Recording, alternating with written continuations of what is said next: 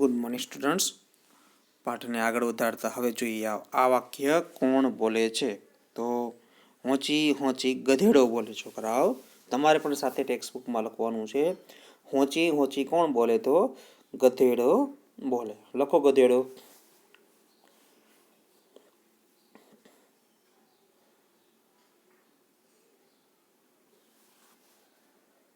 ત્યારબાદ ચીંચી. તો ચીંચી કોણ બોલે? ચીંચી हाँ चकली बोले. चींची बोले चकली.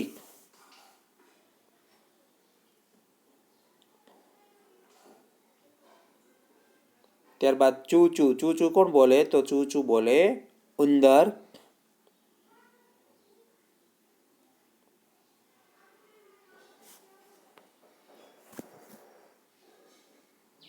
ત્યારબાદ બે બે. તો એ કોણ બોલે? બકરી બોલે.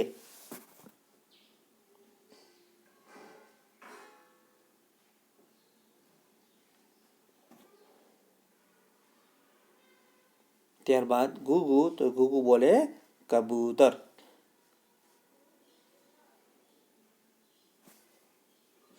સાથે સાથે તમે પણ લખતા રહેજો. ઘુઘુ બોલે કબૂતર.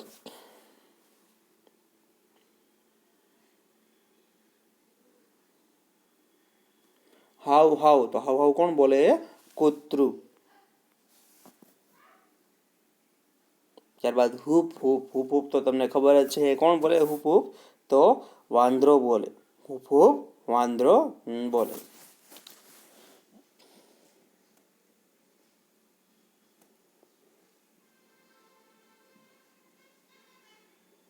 ટેહુક ટેહુક. તો ટેહુક ટેહુક કોણ બોલે?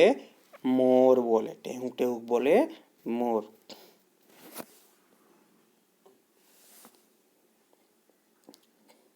ત્યારબાદ કલબલ. તો કલબલ કરે કાબર. કાબર કલબલ કરે.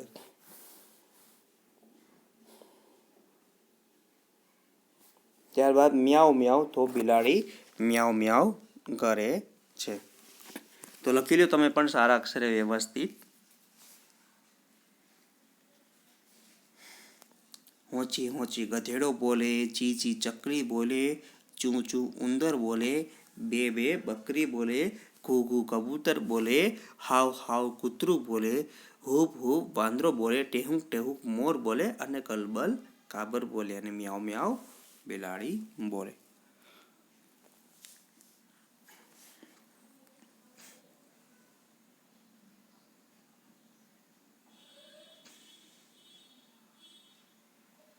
લખાઈ ગયું બધાને?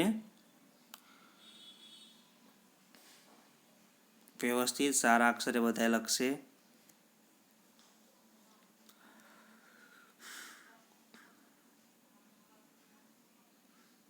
જઈએ હવે આપણે આગળ. તો મોટેથી વાંચો. ઉંદર બકરી જંગલમાં ફરવા જેવા વિશે વાત કરે છે. તો જોઈએ કેવી વાત કરે છે. ચૂં ચૂં. ચલને ચૂ જંગલમાં ફરવા ચૂ જઈએ. તો તમે ચૂ ચૂ કાઢ નાખો તો શું લખાય? ચલને જંગલમાં ફરવા જઈએ. તો ઉંદર ચૂ ચૂ કરતા બકરીને કહે છે કે ચાલને જંગલની અંદર આપણે શું કરવા જઈએ? ફરવા જઈએ. બરાબર કે હાલો આપણે જંગલમાં જ ફરવા જઈએ. ઉંદર બકરીને આવું કે છે. તમે પણ ફરવા જાઓ છો કે નથી જતા? હા, તો એવી રીતે ઉંદરને પણ ફરવા જવાનું મન થાય છે. એટલે બકરીને કહે છે કે ચાલો આપણે ફરવા જઈએ. બકરી બે બે. પણ બે વાઘ આવશે. બે બે. તો તમે બે બે બકરીનું કાઢ નાખો તો વાક્ય બને પણ વાઘ આવશે તો. તો એ બકરી બે બે કરતા એને કહે છે પણ વાઘ આવશે તો. એટલે બકરીને તો લાગે બી. કેમ કે વાઘ કહેવાય એ હિંસક પ્રાણી કહેવાય. અને એ આવી જાય તો બકરીને શું કરી નાખે? મારી નાખે. એટલે એ એમ કહે છે કે વાઘ આવશે તો આપણે શું? ઉંદર ચૂ ચૂ ચૂ. અરે ચૂ ચૂ ચૂ. વાઘ ચૂ આવશે તો આપણે ચૂ ભાગી જઈશું. ચૂ ચૂ ચૂ. એ કરે વાઘ આવશે તો આપણે ભાગી જઈશું. વાઘ આવશે તો આપણે ભાગી જઈશું. કે ઉંદર ચૂ ચૂ કરતા કહે છે કે વાઘ આવશે તો આપણે ભાગી જઈશું. બરાબર. ઉંદર તો ભાગી જાય પણ બિચારી બકરી કેવી રીતે ભાગી શકે? બરાબર. એટલે ઉંદર કેમ કહે છે કે ચિંતા ના કર, વાઘ કદાચ આવી જશે તો આપણે શું કરશું, ભાગી જશું. બકરી ના ના ના બે બે, મને તો બીક લાગે બે બે છે. કે ના ના એ બે કરતા કે છે મને તો બીક લાગે છે, મને તો બીક લાગે છે. બરાબર, કેમ કે વાઘ ખાઈ જાય બધાને. બરાબર, વાઘ આવે તો બકરીને ખાઈ જાય એટલે સ્વાભાવિક છે બકરી ડરે. સારું, ચૂં ચૂં ચૂં ચૂં ચૂં ચૂં. તો આપણે એવું ચૂં ચૂં કરીએ, ચૂં આપણે બીજા ચૂં ચૂં ચૂં મિત્રોને પણ ચૂં ચૂં ચૂં સાથે ચૂં લઈને જઈએ, ચૂં ચૂં ચૂં. તો ઉંદર એમ કે છે ચૂં ચૂં કરતો એને કહે છે કે સારું તો આપણે એવું કરીએ, આપણે બીજા મિત્રોને પણ સાથે લઈને જઈએ, કે આપણે બીજા બધા મિત્રોને પણ સાથે લઈને જઈએ, જેથી કરીને આપણને ભાગવામાં સરળતા રહે અને બધાનો આપણને સહિયારો સાથ પણ મળે.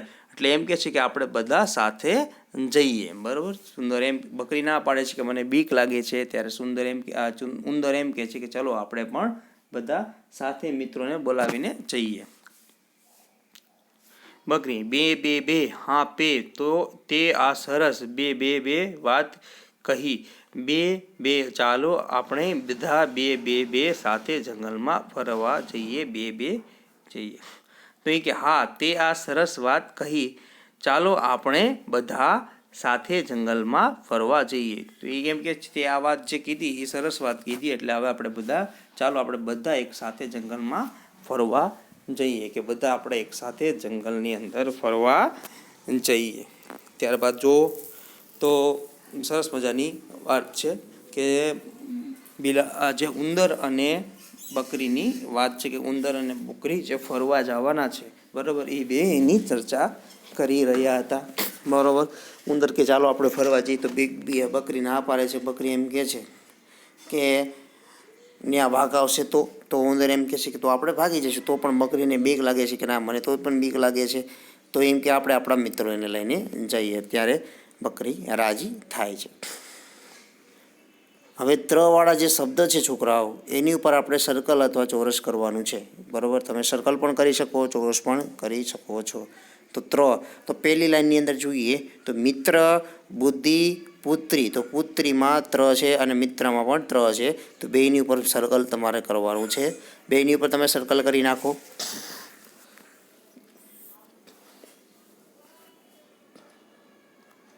સરસ.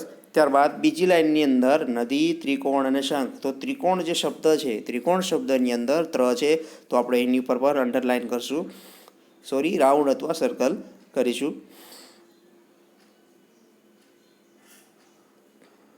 ત્યારબાદ ત્રીજી લાઈન, તો એમાં ત્રીજું જે લખ્યું છે એમાં છે, તો આપણે ત્યાં પણ શું કરશું, સર્કલ અથવા ચોરસની નિશાની કરીશું.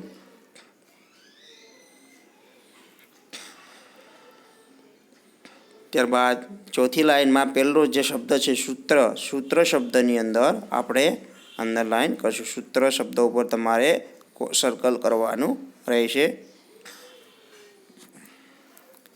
ત્યારબાદ પાંચમી લાઈનની અંદર દોસ્ત, રાત્રિ અને ક્ષત્રિય. તો ક્ષત્રિય જે શબ્દ છે, ક્ષત્રિય શબ્દની અંદર જે છે એમાં છે, તો અહીંયા પણ આપણે સર્કલ કરીશું.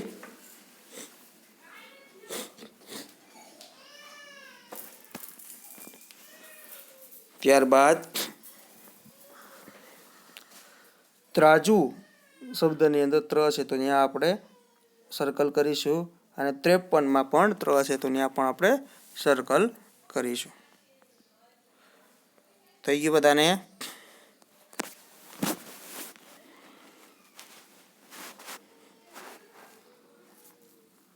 વ્યવસ્થિત બધાએ સર્કલ અથવા ચોરસ કરશો. ત્યારબાદ હવે આગળ લખો. તો આ જે આપણને આપેલો ચિત્ર આપણે લખવાનો છે. બરાબર, તો જોઈ શકો છો તમે અહીંયા તમારે આ અત્યારે લખવાનો રહેશે. તો અત્યારે જ ક્લાસ વર્કમાં તમારે લખવાનું છે. બરાબર, પણ હું અત્યારે સ્કીપ કરી નાખું છું, પણ તમે અત્યારે લખી નાખજો. અત્યારે ને અત્યારે આ ત અને રૂ બંને તમારે લખવાના છે. ત્ર અને રૂ. બરાબર, એ બંને તમે અત્યારે લખી નાખજો. ત્યારબાદ જોઈએ, જેવી રીતે આપણે ત્ર ઉપર કર્યું તેવી રીતે હવે આપણે શ્ર ઉપર કરવાનું છે. તો જ્યાં જ્યાં શ્ર આવે ત્યાં આપણે શું કરશું તો ચોરસ અથવા ગોળની નિશાની. તો પહેલામાં જો શ્રમ અને શ્રીખંડ બેમાં શ્ર આવ્યો તો ત્યાં શ્ર કરશું. ત્યારબાદ દ્રાક્ષમાં ક્ષ છે પણ શ્ર નથી, બરોબર, એટલે બંનેમાં ઘણો ભેદ આવે, તો એમાં આપણે કંઈ નહીં કરીએ.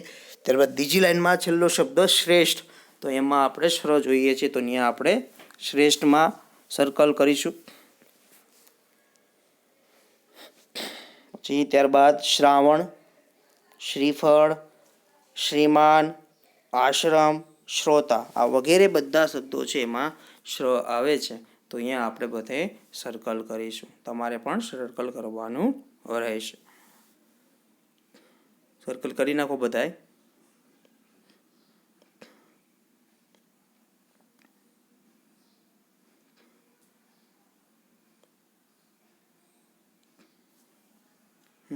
ત્યારબાદ હવે જોઈએ આગળ શ્ર, તો અહીંયા પણ આપણે એવી રીતે રૂ કર્યું તમારે, એવી જ રીતે તમારે અહીંયા શ્ર પણ કરવાનું છે.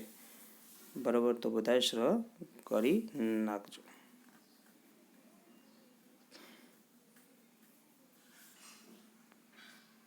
ત્યારબાદ હવે વાંચો લઈએ આપણે. તો વરસાદ પછી તો ચિતા, ઋત્વિક અને શ્રાવણી ત્રણેય પાકા મિત્રો હતા. બરાબર, જેવી રીતે તમારા બેસ્ટ ફ્રેન્ડ હોય એવી રીતે આ ત્રણેય બેસ્ટ ફ્રેન્ડ હતા. શ્રાવણી હંમેશા કહેતી કે ચોમાસાની ઋતુમાં વરસાદ આવ્યા પછી તેનું ગામડું ખૂબ સુંદર દેખાતું. બરાબર, એ હંમેશા એના ગામડાનો ઉલ્લેખ કરે છે ચોમાસાની.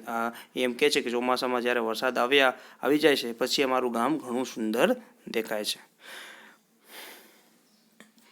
વળી તેના ગામ તરફ કોઈ ઋષિનો આશ્રમ હતો. એના ગામની બાજુમાં એક ઋષિનો આશ્રમ હતો. તેમણે આગાહી કરી હતી કે આ વર્ષે શ્રાવણીના ગામ તરફ ખૂબ સારો થશે. બરાબર, એ જે ઋષિ હતા એ આશ્રમના, એને ખૂબ આગાહી કરેલી કે આ વખતે તમારે ખૂબ સારો વરસાદ થાય. પૃથ્વીએ કહ્યું, તેણે સમાચાર સાંભળ્યું હતું કે વરસાદ ખૂબ સારો થવાનો છે. બરાબર, ઋત્વિક કહે છે કે મેં સાંભળ્યું છે કે વરસાદ ખૂબ સારો થશે. ગઈકાલે જ તેના મોટા ભાઈ ઋષભે પણ તેનું છાપું વાંચીને એમ જ કહ્યું હતું કે જે ઋત્વિકનો ભાઈ છે ઋષભ, એને છાપું વાંચીને ઋત્વિકને એમ કીધું કે એ બાજુ વરસાદ સારો થવાનો છે. ત્રણેય મિત્રોએ નક્કી કર્યું કે વરસાદ આવ્યા પછી તેઓ તેમના બધા જ મિત્રો પવિત્રા, શ્રેણિકા, યાત્રા અને ઋતાને લઈને શ્રાવણીના ગામડે ફરવા જશે. શ્રીખંડપુરી જમશે અને મજા કરશે. બરાબર, કે વરસાદ આવી જાય પછી આ જે બધા મિત્રો છે જેઓના નામ છે તો પવિત્રા, શ્રેણિકા, યાત્રા અને ઋતાને લઈને બધા ક્યાં જશે? ગામડે ફરવા જશે અને આ જઈને શ્રીખંડપુરી ખાશે. તો જે આ ગામડા તરફ જવાના બધા લોકો પ્લાન કરે છે, એના બધા મિત્રો છે એ ગામડાની બાજુમાં જશે, ગામમાં જશે, શ્રીખંડપુરી ખાશે અને મજા કરશે. તો હવે આપણે જે આ વાક્ય છે એ અર્થવ્યસ્ત આપેલા છે, તો વાક્યને આપણે વ્યવસ્થિત કરવાના છે. બરાબર, તો એ વાક્ય સુધારીને લખવાના છે. તો ચિતા, ઋષભ અને શ્રાવણી ત્રણેય પાકા મિત્ર હતા. તો ઋષભ હતો નહીં, કોણ હતું? ઋત્વિક હતો. તો ચિત્રા, ઋત્વિક અને શ્રાવણી ત્રણેય પાકા મિત્રો હતા. એવી રીતે સાચું વાક્ય આવે. લખી નાખો બધાએ.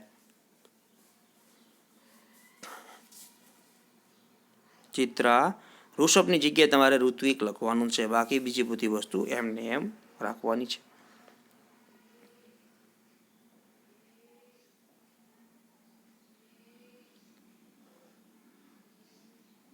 લખાઈ ગયું બધાને?